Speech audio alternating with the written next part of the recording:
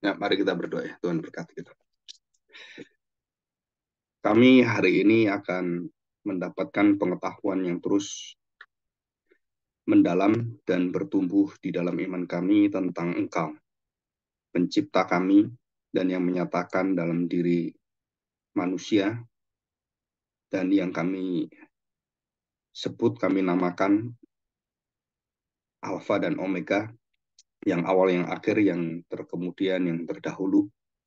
Dan kami tahu Tuhan bahwa kami sangat terbatas mengerti hal ini, karena tanpa pertolongan Roh Kudus dan firman-Mu, hati kami begitu gelap, dan kami tidak bisa mengenal Engkau dengan baik.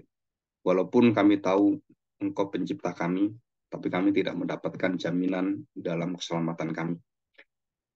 Bawalah hati kami, dan juga seperti para hamba-Mu, sehingga kami bisa mendengarkan dengan baik, dan kami diajar langsung oleh firman Tuhan, dan oleh guru di atas segala guru, yaitu Yesus sendiri, dan melalui rohnya, melalui roh yang kudus yang memimpin kami dalam seluruh kebenaran. Terima kasih Bapa, kami bersyukur untuk iman yang penuh dengan kemurahan-Mu. Kami akan taat, dan apa yang kami dengarkan sungguh-sungguh menjadi kekuatan dalam hidup kami. Di dalam nama Tuhan Yesus kami serahkan doa kami. Amin. Mari kita buka Roma pasal 4 ya. Roma pasal 4 ayat 16 dan 17. Saya akan bacakan. Karena itu, kebenaran berdasarkan iman supaya merupakan kasih karunia. Sehingga janji itu berlaku bagi semua keturunan Abraham, bukan hanya bagi mereka yang hidup dari hukum Taurat, tetapi juga bagi mereka yang hidup dari iman Abraham. Sebab Abraham adalah bapa kita semuanya. Jadi ini kita diberitahu tentang kebenaran iman, karena itu kebenaran berdasarkan iman supaya merupakan kasih karunia. Jadi iman itu sendiri adalah kasih karunia, anugerah ya. Jadi kita bisa percaya, bisa mengerti, bisa taat. Seluruhnya adalah anugerah. Ayat 17. Sebab ada tertulis, ya seperti ada tertulis, engkau telah kutetapkan menjadi bapa segala bangsa. Dan itu adalah Abraham. Nanti digantikan oleh Kristus yang sebagai bapa segala bapa, dan segala awal semua janji-janji Tuhan adalah janji yang sulung adalah Kristus. Di sini dikatakan engkau telah kutetapkan menjadi bapa banyak bangsa. Di hadapan Allah yang kepadanya ia percaya. Jadi Abraham percaya. Apa percaya Abraham sehingga dia diselamatkan? Isinya percaya itu apa? Nah, ayat 17 ini satu-satunya ayat yang memberitahu kita tentang ciri khas Allah yang menyelamatkan. Jadi tidak ada Allah lain, hanya Dia yang bisa menyelamatkan, dan hanya Dia yang bisa menjamin keselamatan, yang memberikan keselamatan, memelihara kita, dan sampai sempurna tuntas. Dikatakan di sini, di hadapan Allah yang kepadanya ia percaya, yaitu Allah yang menghidupkan orang mati. Nah ini yang pertama. Allah yang maha hidup, kan seringkali gitu kan. Anak Allah yang maha hidup gitu kan. Sebab Allah yang menghidupkan orang mati dan yang menjadikan dengan firman-Nya, ya firman-Nya itu adalah firman yang kekal, tidak berawal, tidak disebabkan oleh siapapun, dan firman itu adalah dirinya sendiri. Firman itu adalah Allah, logos itu adalah Allah. Dikatakan di sini yaitu Allah yang menghidupkan orang mati dan yang menjadikan dengan firman-Nya apa yang tidak ada menjadi ada. Nah, kata ini adalah kata yang meringkas Kejadian pasal 1 ayat 1 dan seterusnya. Dan Tuhan menciptakan bara. Bara itu bahasa Ibrani-nya menciptakan dari yang tidak ada menjadi ada. Nah, itu keterangannya Allah menciptakan menjadikan. Itu enggak ada di situ dikatakan yang tidak ada menjadi ada. Nah, di sini Paulus menjelaskannya tentang Allah menciptakan itu dari apa? Dari yang tidak ada menjadi ada. Apa yang tidak ada menjadi ada? Itu ada dalam diri Allah. Ya, jadi ini merupakan satu klaim, satu proklamasi Allah yang menyelamatkan Abraham itu adalah mempunyai dua ciri, jadi dua sifat dalam jati diri Allah itu. Yang pertama adalah Allah menghidupkan orang mati. Jadi yang hidup mati, yang mati hidup. Jadi yang memberikan kematian, yang memberikan nafas, dan dia mengambil nafas kita. Dan kemudian dengan firman-Nya, ia menjadikan yang tidak ada, dari yang tidak ada, apa yang tidak ada menjadi ada. Dan semua mujizat dalam perjanjian lama kalau kita lihat, ya kalau kita teliti satu persatu, itu tidak pernah ada yang seperti itu. Ini contoh gitu ya. 5 roti 2 ketul ikan. Sampai hari ini nggak ada orang bisa menirukan hal itu. Sampai hari ini ya, nggak ada satu orang pun yang menirukan hal itu. Dari roti cuman 5 roti 2 ketul ikan, terus menjadi begitu banyak. Dari mana itu? Yang banyaknya dari mana? Kan roti tidak bisa melahirkan roti. Ya kan? Ikan tidak bisa kemudian menciptakan ikan yang banyak. Nah, dari mana itu yang tidak ada itu yang banyak itu dari mana?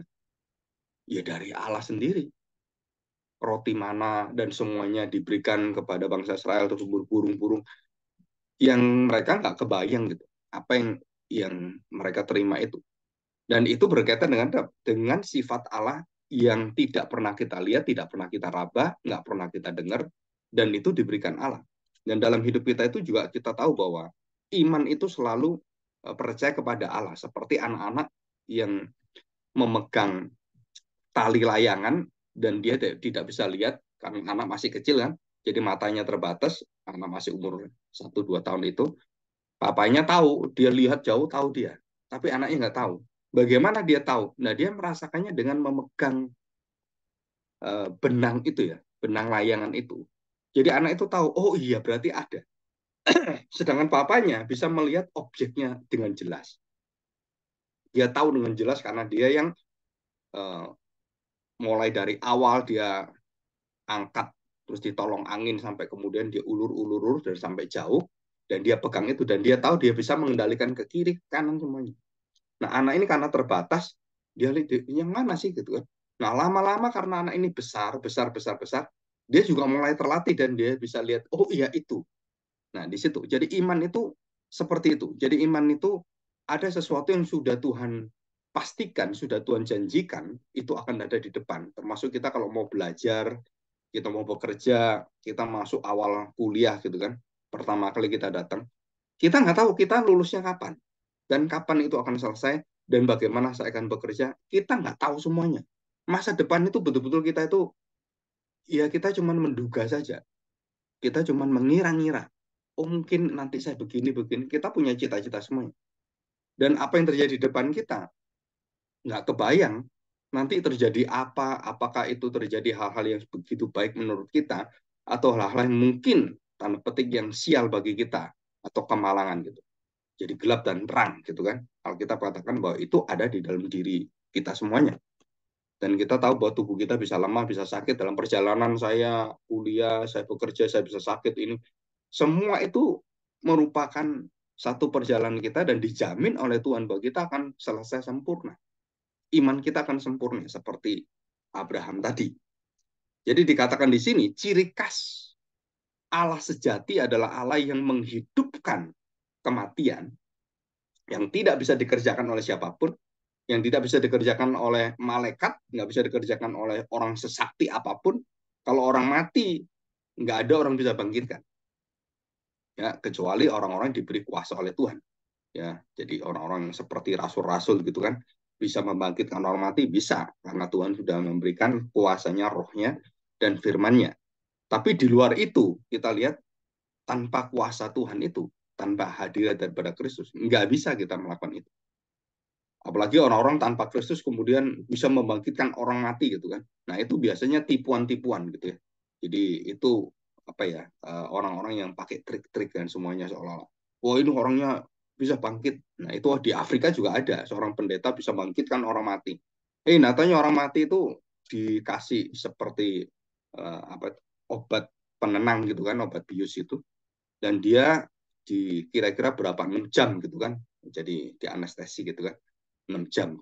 Nah, seperti dia mati didoakan, kemudian dan dibawa diarak, masuk masuk gereja. pas jamnya 6 jam itu dia mulai sadar. Wah, orang semua kaget semua. Wah, luar biasa. Dan pendeta itu sekarang dituntut dan dimasukkan penjara karena menipu ya di Afrika itu ya. Nah, itu ada kejadian-kejadian dan itu sering kali seperti itu. Nah, saudara kita belajar sebenarnya keberadaan Allah itu apa. Nah, saya sudah menjelaskan tentang 4 hal ini ya. Allah itu tidak berawal, tidak berakhir. Jadi dia yang bisa menciptakan dari yang tidak ada menjadi ada.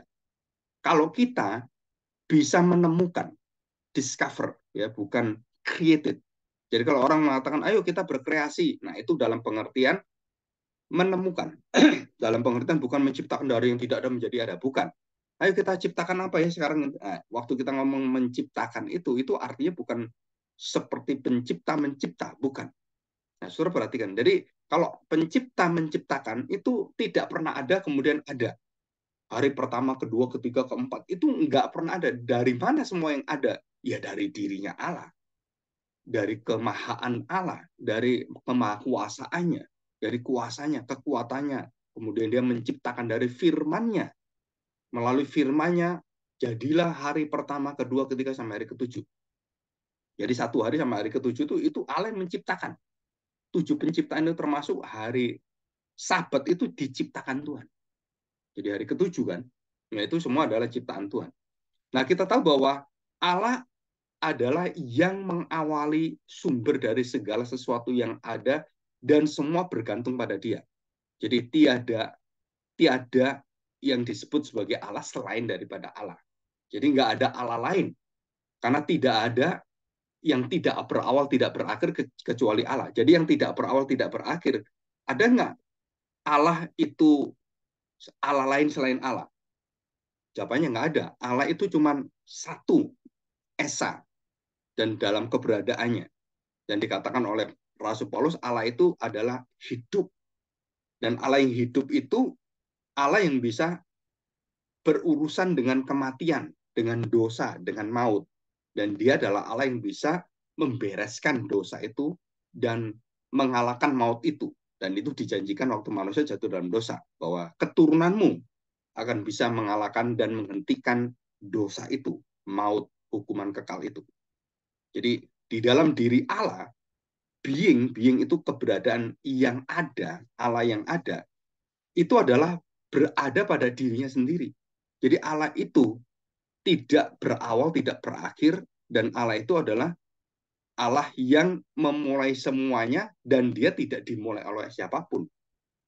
Dia yang mengawali, mengakhiri, tapi tidak ada yang bisa mengawali, mengakhiri Allah. Dan pengertian-pengertian seperti ini adalah dasar kita mengenal akan Allah itu yang ada. Ya, jadi yang ada itu harusnya nyata. Kenapa nyata? Karena yang ada itu berarti nyata, berarti ada, bukan tidak ada. Jadi kalau Allah itu yang ada, yang awal ada dan semua keberadaan itu adalah berada pada diri Allah dan Allah tidak ada yang menyebabkan dia ada. Nah, yang ada dalam diri Allah itu adalah keberadaan Allah di dalam dirinya sendiri. Jadi dia bukan Allah menciptakan dirinya, bukan. Allah tidak menciptakan dirinya. Allah kemudian membawa semuanya itu di dalam satu wilayah gitu kan. Dan kemudian Allah itu berada bersama dengan mereka. Allah itu tanda petik bukan merupakan zat, tetapi Allah ada merupakan keberadaan. Nah, waktu yang ada atau being dari diri Allah itu selalu nyata dan bisa dirasakan, bisa dilihat dari segala semua ciptaan Allah, kita bisa mengenal Allah. Mulai dari gunung-gunung, sungai-sungai dan semuanya kita bisa mengenal Allah. Ya, jadi kita tahu bahwa Allah itu adalah bukan hanya dia ada di dalam dirinya yang menurut kita adalah Allah yang tidak terjangkau karena keberadaannya yang kekal itu. Sehingga kita tidak bisa tahu kalau Allah tidak memberitahu kepada kita. Tetapi yang ada yang kekal itu apakah nyata? Jawabannya nyata. Kenapa nyata? Karena bisa dipercaya, bisa dimengerti, bisa diimani. Kok tahu saya Allah itu nyata? Nah, dia menyatakannya keberadaannya dalam ciptaan seluruh kehidupan kita, dan dia menyatakan keberadaannya dengan apa? Dengan mengutus nabi-nabi, dengan mengutus orang-orang yang dia utus. Baik nabi, baik hakim, baik raja, baik siapapun gitu. Imam juga sama. Dia menampakkan diri kepada imam, dia menampakkan diri kepada orang-orang tertentu gitu kan, atau kepada Hagar yang bukan imam, dia menampakkan diri pada Hagar, dia menampakkan diri kepada orang-orang yang dia pilih, ya kan, dia menyatakan dirinya di situ. Jadi kita tahu bahwa Allah itu adalah Allah yang nyata, yang dapat dipercaya, dimengerti, dan bukan hayalan atau kita berhalusinasi gitu. Nah, tidak. Nah, waktu kita tahu bahwa Allah yang ada, pribadi yang ada itu adalah nyata, maka kita bisa mengerti kenyataan keberadaan Allah itu di dalam apa? Kita sebut sebagai eksistensi. Allah ada di dalam segala yang kita tahu dalam ruang dan waktu. Jadi eksistensi Allah adalah berada pada dirinya sendiri. Waktu kita mengerti Allah, itu Allah harus ada di dalam pengertian kita, dalam pikiran kita, dalam ruang kita, dalam waktu kita, dalam seluruh rangka berpikir kita dan hidup kita. Kok bisa kita mengerti Allah? Jawabannya karena Allah menciptakan kita dengan nafasnya.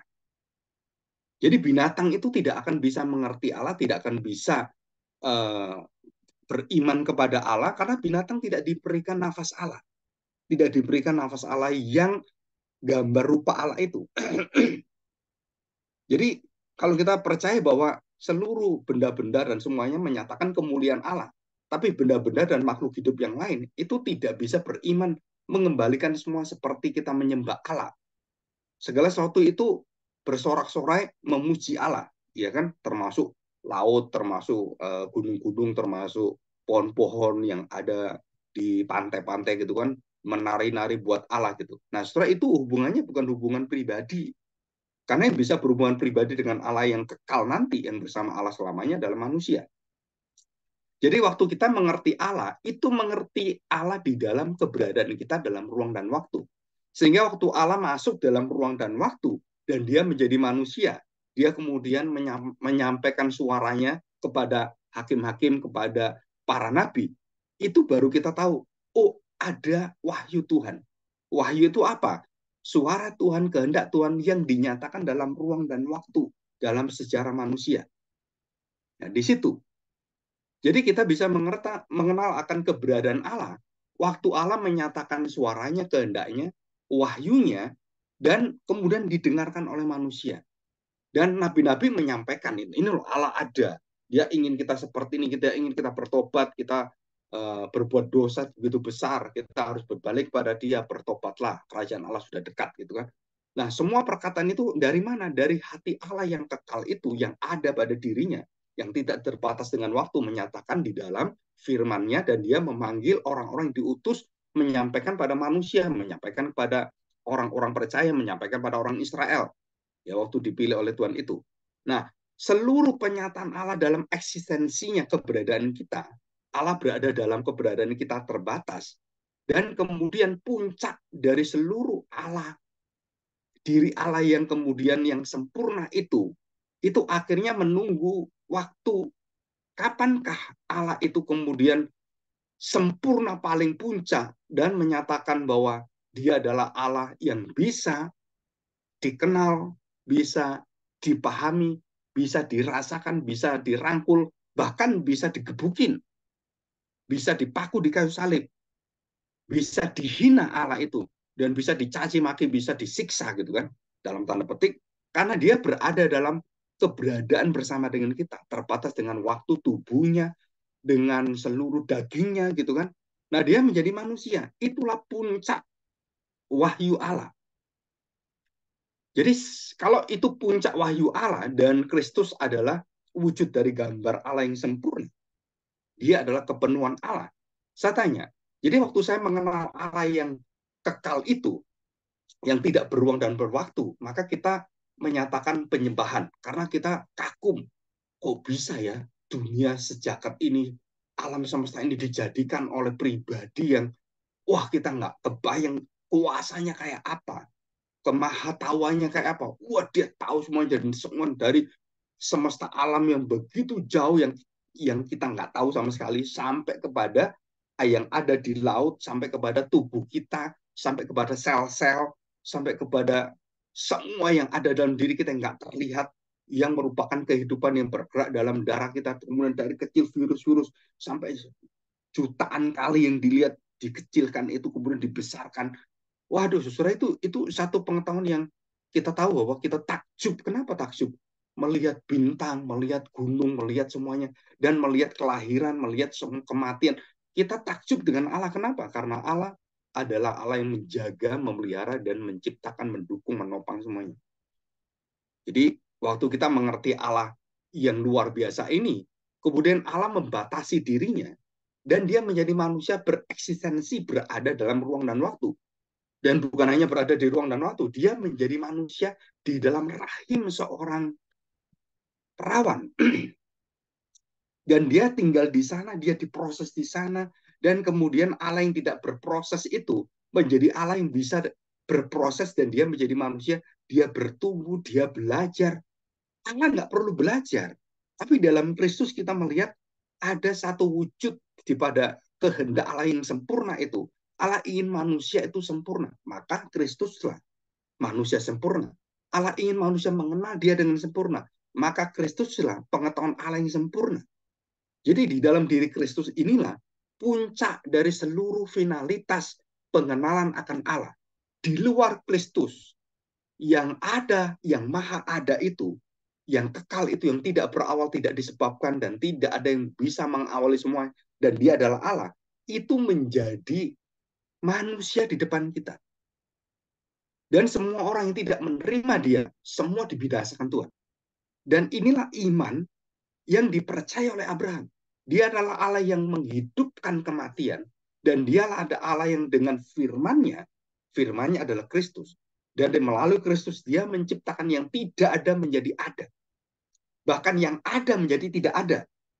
Nanti akhir zaman, langit dan bumi yang baru itu akan mengkonsumsi. Jadi akhirnya menelan seluruhnya.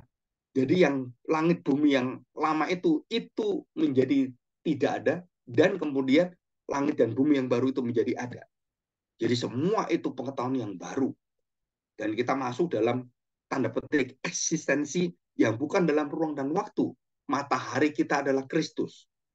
Makanan kita adalah Kristus. Hidup kita adalah Kristus. Nafas kita adalah Kristus. Dan seluruh hidup kita ini bukan bergantung pada makanan, roti, dan semuanya yang ada seperti kita, air gitu.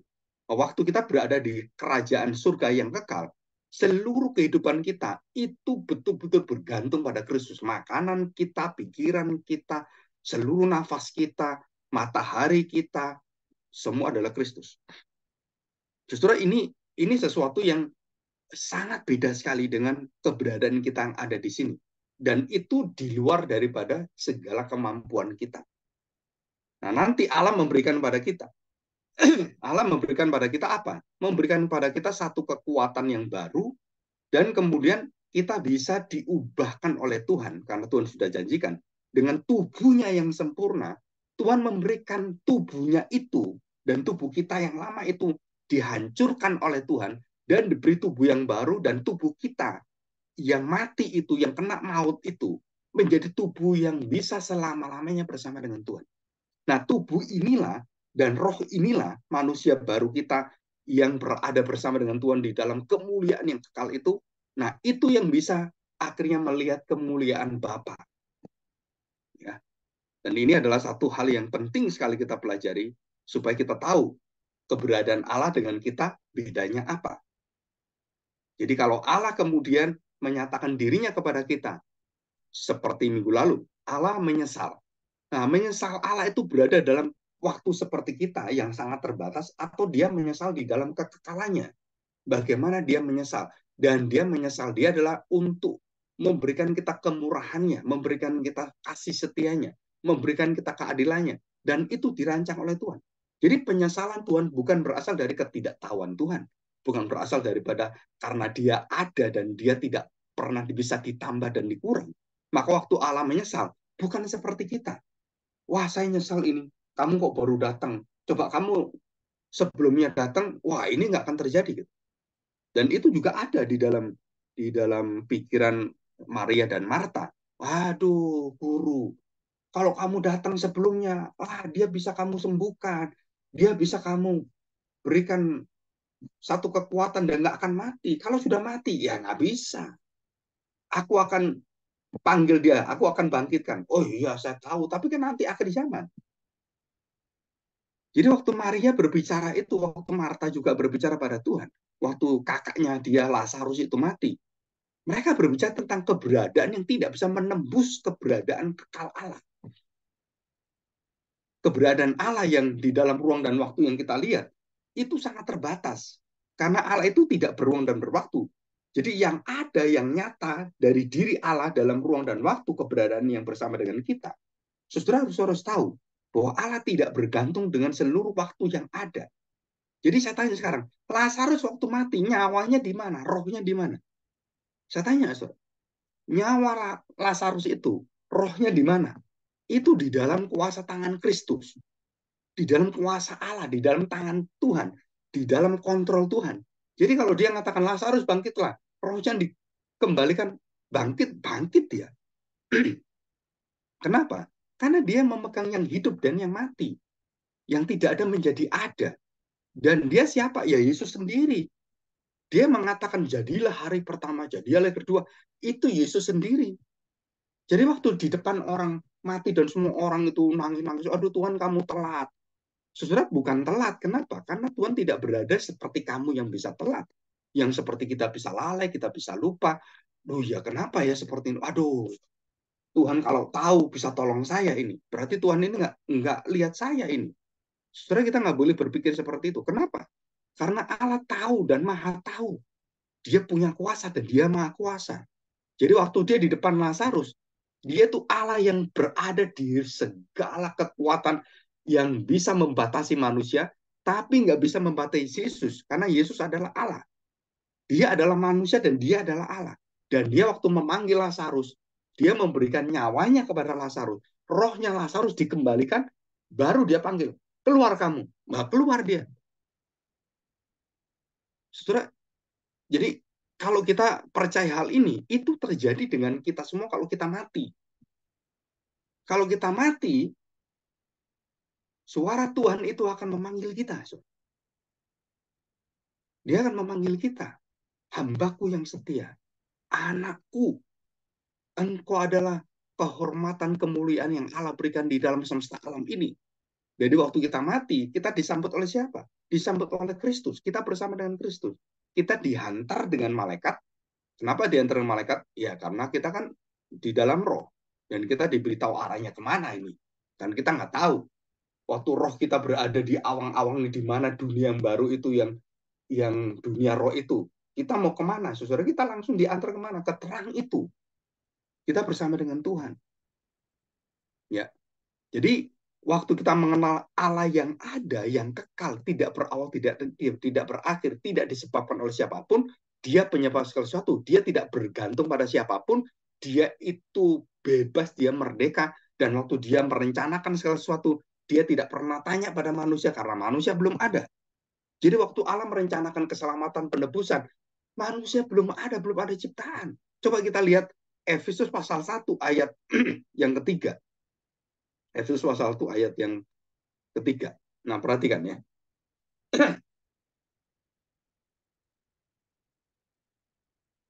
Demikian, terpujilah Allah dan Bapa kita Tuhan Yesus Kristus, dalam Kristus telah mengaruniakan kepada kita segala berkat rohani di dalam surga. Jadi di dalam surga, bukan di dunia ini, di surga yang kekal, yang tidak berwaktu, tidak beruang. Itulah eksistensi Allah yang berbeda dengan kita. Jadi kalau kita disebut sebagai berada, itu ada dalam ruang waktu, di dalam seluruh yang ada, dan kita juga ada benda-bendanya yang bisa kita lihat. Tapi Allah tidak beruang berwaktu, dan dia selalu pada hari ini. Allah tidak ada hari kemarin dan hari ke depan. Nggak ada. Bagi Allah semua hari adalah kekal, semua hari adalah hari ini. Kenapa kita mengatakan hari ini, hari ini? Marilah kita bersukaria. Hari ini. Kenapa kita melihat masa lalu kita, masa depan kita, dan diajar hari ini?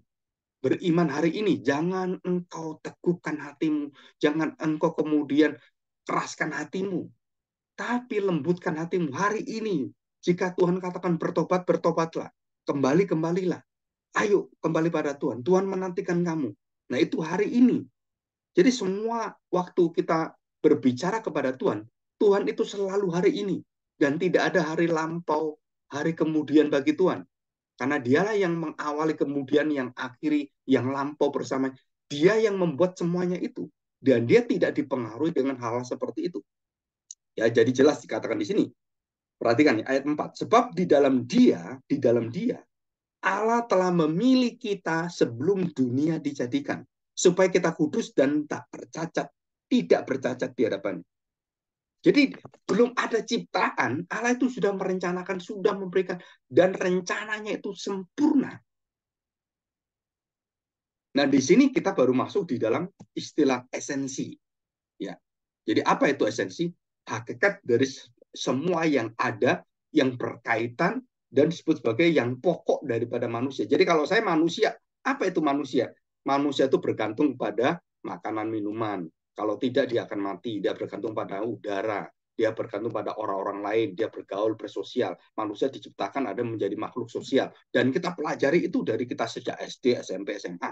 Kita tahu bahwa manusia tidak bisa berdiri sendiri. Manusia tidak self-existent, berada pada dirinya sendiri. Jadi semua ciptaan tidak mampu berada pada dirinya sendiri. Apakah dia malaikat? Malaikat bergantung hidupnya pada Tuhan. Kita bergantung pada Tuhan. Dan sampai kita ke surga pun, seluruh hidup kita bergantung pada sumber dari semua kehidupan kita. Sumber keberadaan kita, yaitu siapa? Allah. Jadi kalau kita berbicara hal ini, kita tahu bahwa saya ini berada itu begitu rentan, begitu rapuh. Kenapa? Begitu saya nggak bisa nafas, saya mati. Begitu saya nggak bisa makan, saya mati. Saya nggak bisa nafas, saya mati. Nah, penyakit virus COVID, saudara, itu menyerang apa? Menyerang pernapasan. Jadi kalau nggak bisa nafas, ya mati dia langsung. Jadi COVID itu waktu COVID datang, mesin yang paling dicari manusia itu apa? Mesin memberikan nafas, oksigen. Itu di mana-mana dicari dan semuanya habis, semuanya pabrik-pabrik sudah nggak bisa lagi memproduksi. Kenapa? Terlalu banyak orang membutuhkan nafas itu. Saudara, tambah lama tambah kita perhatikan bahwa penyakit-penyakit ini akhirnya bukan hanya berkaitan dengan bakteri-bakteri saja, tetapi berkaitan dengan yang paling fundamental dalam hidup kita, nafas kita. Nah, saya tanya sekarang, Tuhan mengatakan demikian. Nah, perhatikan ya. Perhatikan tentang betapa kuasanya Tuhan dalam hidup kita. Tuhan Yesus mengatakan dalam Matius 10, ya, 28 dan selanjutnya. Kamu jangan takut kepada orang yang bisa membinasakan tubuhmu, yang bisa membuat kamu jatuh, yang bisa membuat kamu mengalami kesengsaraan, kesusahan. Jangan takut. Tapi takutlah kepada Dia yang bisa membinasakan tubuhmu ya, dan jiwamu, rohmu. Dan itu hanya Tuhan yang bisa lakukan. Iblis nggak bisa lakukan. Yang berkaitan dengan jiwa roh itu Tuhan katakan kepada iblis, kepada setan itu, Lucifer itu kan, kepada dia mengatakan, jangan ganggu kamu Ayub, kamu bisa ganggu hartanya, oke, jangan ganggu tubuhnya. Nah, karena kamu kasih tubuhnya, ya saya ingin ganggu tubuhnya, oke, silakan ganggu tubuhnya, tapi tubuhnya kan, nyawanya nggak boleh. Dan itu haknya iblis diberi oleh Tuhan. Haknya iblis kan dari Tuhan, bukan dari iblis. Dan Tuhan berikan ini loh batas kamu. Batas kamu adalah kalau kamu mencobai orang percaya, batasnya apa? Hanya sampai kepada tubuh. Dan itu semua Tuhan yang kontrol. Itu semua Tuhan yang batasi semua. Iblis pun dibatasi Tuhan. Padahal iblis itu, kalau kita lihat, siapa yang bisa melawan iblis? Nggak ada. Itu yang bisa melawan iblis siapa? Malaikat-malaikat gitu. Tanpa kuasa Tuhan nggak bisa mereka ngalahkan. Mikael itu yang bisa melawan iblis, diberi kuasa oleh Tuhan secara khusus. Dan siapa yang bisa mengalahkan iblis? Satu-satunya manusia ya, yang bisa melawan iblis itu hanya Yesus. Dia dicoba iblis, iblisnya diusir oleh dia. Sampai di kayu salib, semua terjadi, dia mati, dia dicobai dengan kata-katanya, kenapa kamu bisa menyelamatkan orang lain, nggak bisa menyelamatkan dirimu? Itu dari iblis. Dan dia taat sampai mati, dan nggak bisa digoda. Dia berhasil. Seluruh cobaan, bukan hanya 3 cobaan kepada Kristus ya. Sampai di kayu salib, semua orang mencaci maki dia, itu cobaan semua dari kegelapan. Dan Tuhan Yesus lulus dan sempurna, dia lakukan itu dan menjadi pokok keselamatan kita. Nah, itu disebut sebagai apa? Nah, itu adalah bagaimana esensi hakikat Kristus yang dalam kaitan seluruh hidupnya dan dia berkaitan dengan seluruh yang ada. Dan Yesus yang Allah bergantung kepada segala hal yang ada di dalam diri dia menjadi manusia. Saudara, dia bergantung pada air susu mamanya, dia bergantung pada tangan mamanya, dipelihara oleh mamanya, dan dia nggak bisa lari sendiri. Waktu Herodes mau bunuh dia, maka mamanya pergi ke Mesir. Saudara, itu semua ditolong oleh manusia. Bayi Yesus, Allah yang maha kuasa, tidak perlu ditolong manusia. Dan hari itu waktu bereksistensi, dia kemudian ada dan menjadi manusia dan bisa dilihat dan menjadi sesuatu yang betul-betul esensinya ada, substansinya ada manusianya. Saudara, dia menjadi sama seperti kita. Seolah-olah itu rendahnya luar biasa. Allah yang tidak butuh tangan manusia. Kenapa hari ini Allah butuh? Dan Allah yang menjadi manusia itu butuh dididik, butuh diangkat, butuh kemudian diajari berjalan oleh Yusuf, oleh Maria. Saudara, di sini kita melihat ada satu hal yang kita harus tahu. Jadi waktu Allah itu menjadi manusia dalam tanda petik merendahkan, mengosongkan dirinya, saudara, kita harus tahu, dia tetap Allah. Jangan merendahkan. Oh, berarti Yesus bukan Allah. Karena dia manusia. Dia itu berjalan, dia belajar. Ya, bukan Allah. Kalau Allah nggak belajar. Saudara, jangan lupa. Dia menjadi manusia. Dia menghampakan dirinya. Tapi di dalam dirinya yang menjadi manusia menghampakan diri, ya dia tidak memakai dan dia tidak menghilangkan seluruh daripada sifat keilahian dia. Dia adalah Tuhan. Nah, di sini kita belajar sesuatu yang perlu kita kemudian imani. Ya.